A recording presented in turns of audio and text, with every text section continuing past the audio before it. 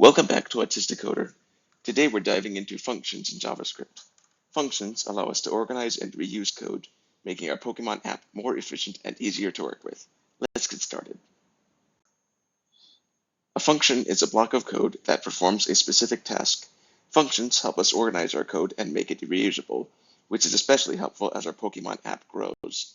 Functions can take inputs known as parameters and produce outputs, which are called return values. To create a function in JavaScript, we use the function keyword followed by the function name and parentheses. Inside the parentheses, we can add parameters. Here's an example function called greet that simply logs a greeting to the console. Parameters allow us to pass data into functions, making them more flexible. Here's a function called greetTrainer that takes a name as a parameter and logs a personalized greeting. This way, we can use the same function to greet different trainers.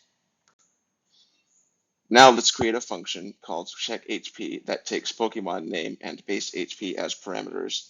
This function checks if the Pokemon's HP is above 50 and logs a message based on the result. With this function, we can easily check the HP of any Pokemon by calling checkHP, which is with its name and base HP.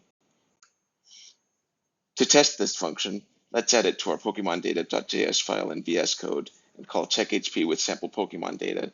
This allows us to quickly check how the function behaves with different Pokemon. Once you've added the function, open your terminal, navigate to the app folder, and run the script using node pokemondata.js. This will execute the checkHP function for the Pokemon you included. After running the code, you should see an output similar to this, which shows whether each Pokemon you inputted has high or low HP. This confirms that our function is working as expected. Using functions reduces repetitive code, keeps our project modular, and makes it easier to debug and organize. Functions are a powerful tool, especially as we continue adding more features to our app. Now that we've covered functions and how to organize our code, we're ready to move into React components and HTML elements.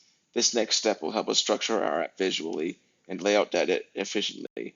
In particular, we'll use an HTML table to display Pokemon data and see how React can make organizing and updating our app easier. See you there.